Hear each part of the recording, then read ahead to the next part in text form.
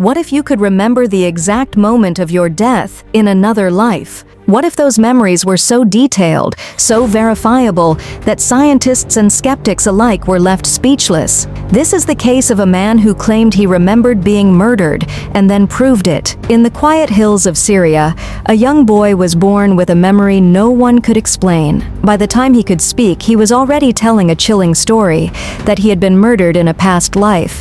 His name in this life was not important.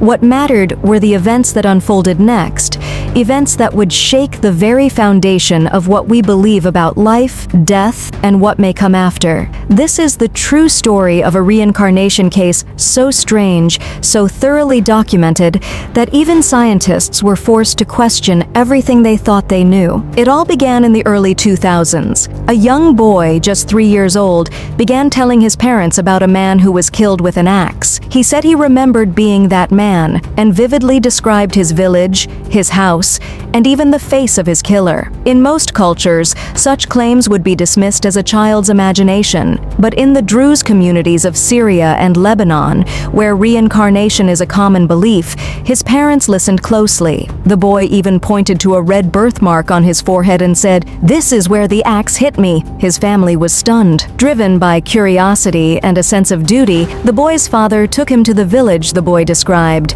a place they had never visited before. As soon as they arrived, the boy became visibly emotional. He began pointing out landmarks, recognizing people, and finally, he led them to a house. "This was my home," he said. The villagers were shocked. The boy claimed he had been a man who had disappeared years ago, never found, never explained. He described where he had been buried and even who had killed him. The most disturbing part? When they dug in the spot the boy pointed to, they found human remains, a skeleton.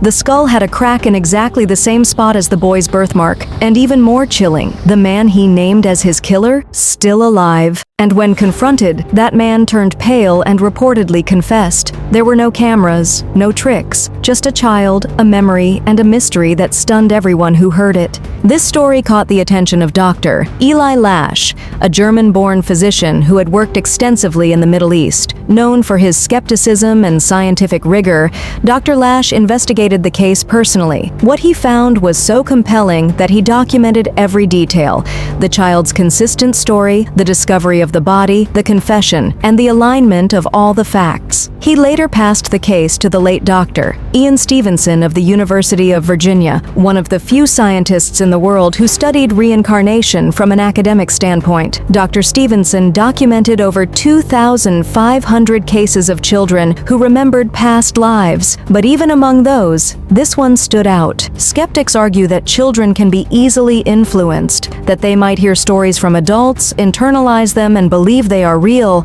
But in this case, the boy came from a different village, had no contact with the victim's family, and yet described the home, the murder weapon, and the killer with shocking precision. How could a 3-year-old fabricate such a story, down to the layout of a house he'd never seen? There was no apparent motive, no reward, just a lingering memory that wouldn't go away. Reincarnation has been a part of human belief systems for thousands of years, from ancient India to modern New Age spirituality. But science has always struggled with the concept. Most modern scientists attribute such memories to false memory syndrome, cognitive suggestion, or even fantasy-prone personalities. But then cases like this one emerge, where the facts line up too well to be dismissed. Could it be that our consciousness survives death, that we carry some imprint, some echo of a previous existence? This wasn't the only case. In fact, Dr. Stevenson's research found thousands of similar reports. Children who remembered names, places, even professions from past lives. One child in India identified his past life killer and even confronted him in court. Another in Sri Lanka could speak a dialect his parents didn't know. The patterns were consistent. Vivid memories between ages 2 and 6, which fade as the child grows.